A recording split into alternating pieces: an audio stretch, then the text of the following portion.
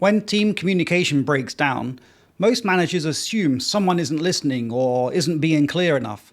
That diagnosis is almost always wrong, and getting it wrong leads to entirely the wrong fix.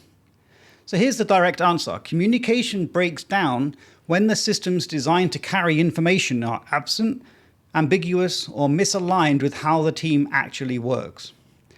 Not necessarily because individuals are poor communicators. Think of it like a road network. If the roads are missing or poorly signed, even the best drivers will end up in the wrong place.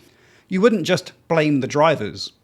The same logic applies to your team. If the channels, norms, and structures aren't right, even a talented team will keep failing to communicate, and that changes everything about where you intervene.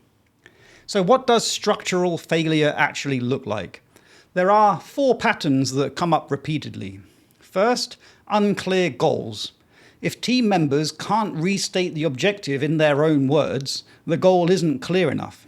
Misaligned assumptions fill the gaps, and works drift.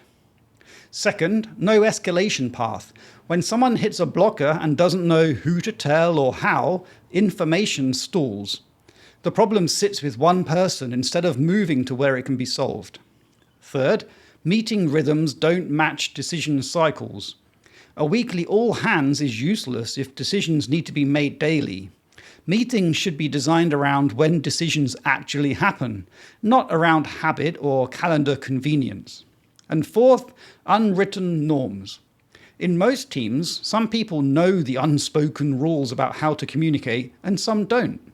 That gap creates inconsistency, and inconsistency looks like a people problem when it's actually a knowledge distribution problem. Any one of these can quietly derail a team, but here's what makes them hard to spot. Each one tends to surface as a personality conflict or a capability issue, which sends you looking in the wrong direction entirely. So how do you tell whether you're dealing with a structural problem or a people problem? Well, there's one test. Ask, has this same failure happened before with different people involved? If yes, the structure is broken.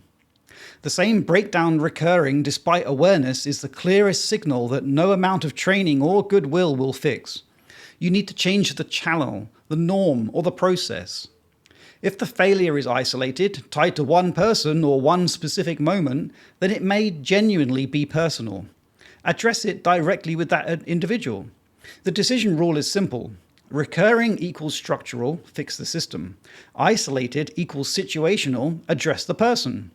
Getting that diagnosis right before you intervene is what determines what your fix actually holds, or whether you're back at the same conversation in 6 weeks' time. If that was of value, subscribe to the channel for one real business question answered every video.